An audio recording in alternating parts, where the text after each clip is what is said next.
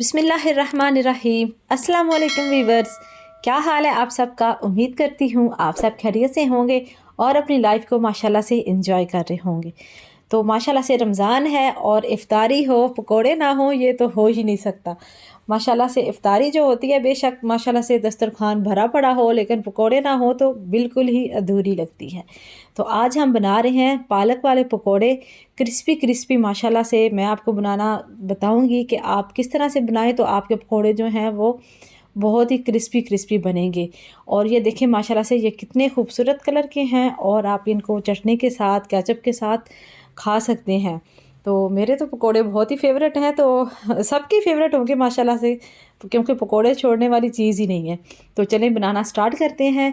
ये हमने पालक, आलू, प्याज, हरा धनिया, पुदीना थोड़ा सा और हरी मिर्चें सबको काट के पहले वॉश किया उनको, फिर उनको बारीक बारीक काटा है और उनको रख दिया है ताकि जो पानी है वो रिमूव हो जाए। इन सबको हम एक बाउल में डालेंगे। उस बाउल में डालने के बाद हम बेसन लेंगे।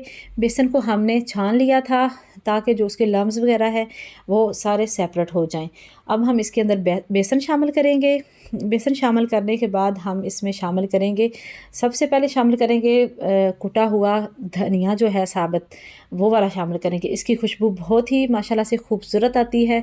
आप भी इसको थोड़ा थोड़ा जो है इस तरह कूट लें, इस तरह मोटा मोटा डालें। और 1 चम्मच भरा हुआ रेड चिली फ्लेक्स की हम ऐड करेंगे। आप इसमें पाउडर जो है वो ऐड नहीं करेंगे लाल मिर्च का, इसमें हम चिली फ्लेक्स ही ऐड करेंगे। और ये हमने हल्दी नहीं ली। आपको नज़र आ रहा होगा कि हमने हल्दी ली है, लेकिन नहीं, हमने ये जर्दा कलर लिया है। हल्दी का टेस्ट जो है वो थोड़ा सा इसमें अच्छा नहीं लगता, तो कलर के लिए हमने ये इसमें फूड कलर ऐड किया है। इससे इसका कलर जो है बहुत ही अच्छा आएगा। और इसके बाद हम इसमें नमक शामिल करेंगे। नमक शामिल करने के बाद ये हमने ज़ीरा लिया है, 1 चम्मच साबुत ज़ीरा, आप ये ऐड करेंगे और इसकी खुशबू से लुत्फ़अंदोज़ होते रहेंगे माशाल्लाह से जब तक आप पकोड़े खाते रहेंगे। तो इन सब को हम पहले ऐसे ही मिक्स करेंगे ताकि जो हमारा बेसन है वो सारा इसमें मिक्स हो जाए और हमें फिर जितना पानी ऐड करना पड़े हम वो ऐड करें। अगर हम पानी के साथ इसको ऐड करेंगे, इसी तरह मिक्स करेंगे, तो वो हमारा जो पकौड़े हैं वो बहुत ही पतले हो जाएंगे और फिर वो सही बनेंगे नहीं। इसके बाद हम एक पैन लेंगे, उसमें हम ऑयल शामिल करेंगे। ऑयल के गर्म हो जाने के बाद हम इसमें पकोड़े शामिल करेंगे। आप चाहे तो हाथों से शामिल कर सकते हैं, चाहे तो चम्मच से कर सकते हैं मेरी तरह, क्योंकि मैं तो हाथों से पकोड़े बिल्कुल नहीं डालती, क्योंकि 1-2 दफ़ा मैं बना रही थी तो मेरे हाथ जो हैं वो जल गए थे, तो फिर मैं तब से चम्मच का यूज़ कर रही हूँ। तो आप भी एहतियातन चम्मच ही यूज़ कीजिएगा क्योंकि माशाल्लाह से रमज़ान है, तो अगर आप हाथ जलाकर बैठ जाएंगे तो सहरी और इफ्तारी कौन बनाएगा। तो सारे पकोड़े इसमें शामिल करने के बाद हम इनको अच्छे से फ्राई करेंगे दोनों साइड से। जब एक साइड से ये बन जाएंगे, थोड़े से जब ये गर्म हो जाएंगे, तो हम एक दफ़ा इनको हिला लेंगे ताकि नीचे चिपके ना।